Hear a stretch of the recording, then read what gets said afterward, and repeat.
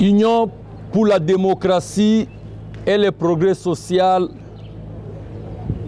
présidence du parti, département de communication, information et médias, mise au point de l'exécutif national du parti. La présidence de l'Union pour la démocratie et le progrès social, UDPS Tshisekedi en sigle, tient à fixer l'opinion tant nationale qu'internationale sur les points ci-après. 1.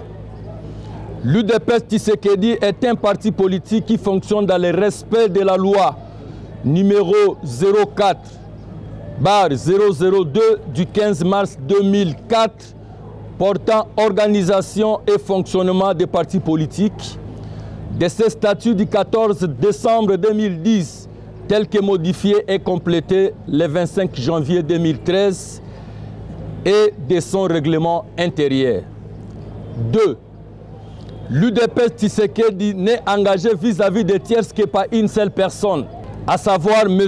Augustin Kabuya Tshilomba, habilité à représenter le parti en sa qualité de secrétaire général, faisant fonction du président ad intérimaire du parti, conformément à la résolution numéro 01/UDPS/Con-Estra/23 du 26 août 2023, prise à l'issue du congrès extraordinaire et notarié le 31 août 2023.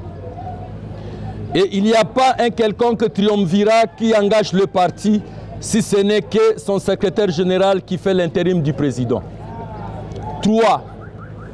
Nous rappelons que lors de ce congrès extraordinaire tenu en Gandayala, dans la commune de Lansele, il a été décidé que le mandat de son Excellence Félix Antoine Tshisekedi Tshilombo comme président du parti est renouvelé pour 5 ans, soit jusqu'à 2028.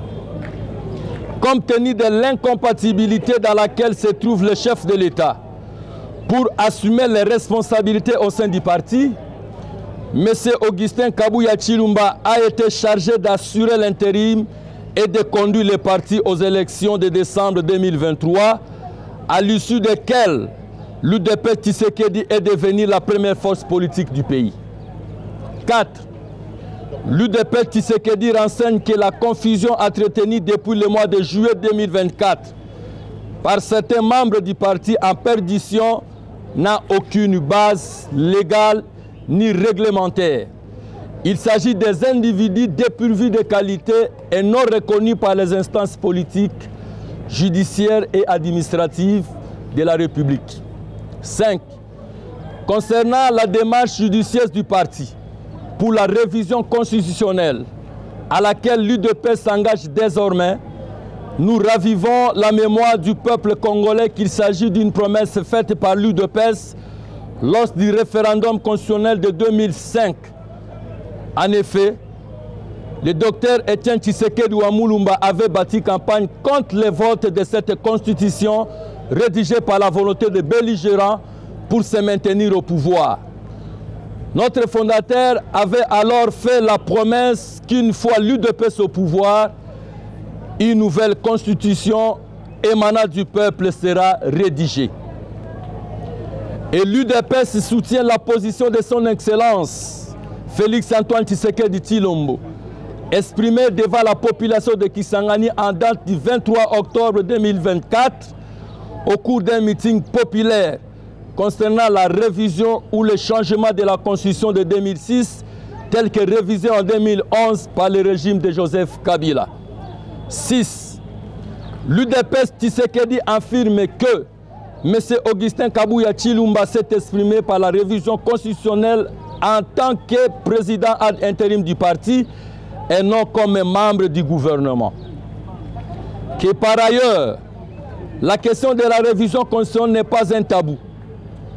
Pour rappel, du régime du président Joseph Désiré Mobutu jusqu'à celui du président Joseph Kabila, la Constitution a été revue environ 21 fois. Sur ce, en lieu et place de s'investir dans des déclarations incendiaires et confuses pour manipuler l'opinion, il convient de relire l'histoire de notre pays pour s'apercevoir que la Constitution peut être révisée à chaque fois que les constituants le souhaitent pour le bien-être de la population. Néanmoins, tout citoyen est libre de s'exprimer sur la question comme il en est des droits. 7. À ceux qui évoquent maladroitement le concept du peuple d'abord, nous leur informons que depuis l'accession de l'UDPS au pouvoir, la politique du peuple d'abord est appliquée par les chefs de l'État dont la volonté pour le progrès est manifeste. 8. L'UDPS Tshisekedi attire l'attention sur quelques actes posés par les chefs de l'État et qui concrétisent réellement la politique du peuple d'abord. Nous pouvons citer notamment la gratuité de l'enseignement, la gratuité de la maternité, la réhabilitation de 7 universités, la restauration de 5 aéroports, la construction de plus de 1500 km de routes asphaltées et celle de 1286 écoles dans le cadre du PDL 145 territoires, l'acquisition de 8 ambassades, la restauration du service national pour la formation de jeunes en métier, plus de 300 ponts jetés, plus de 300 000 fonctionnaires mécanisés, l'acquisition de 600 bus et la mise en service de Transacademia, la création du Fonds de garantie de l'entrepreneuriat au Congo, FOGEC en sigle, pour l'accompagnement de jeunes, la création du Fonds national de réparation des victimes de violences sexuelles liées au conflit de crimes contre la paix et la sécurité de l'humanité, FONAREV. L'élargissement de la sécurité sociale à tous les agents publics de l'État grâce à la loi numéro 22/031 du 22 juillet 2002 portant régime spécial de sécurité sociale des agents publics de l'État. Le renforcement du contrôle des finances publiques par la revitalisation de la cellule nationale de renseignement financier, CNRF, et l'inspection générale des finances, IGF, ainsi que la création du département d'intelligence économique et financière, DIF, au sein de l'Agence nationale des renseignements. Cette citation n'est pas exhaustive. Voilà, mesdames et messieurs de la presse, l'essentiel de notre adresse de ce jour, en rapport avec l'actualité portant la révision constitutionnelle et le slogan « Le peuple d'abord ». Fait à Kinshasa, le 30 octobre 2024, Clément Barouti, porte-parole ad intérimaire. Merci.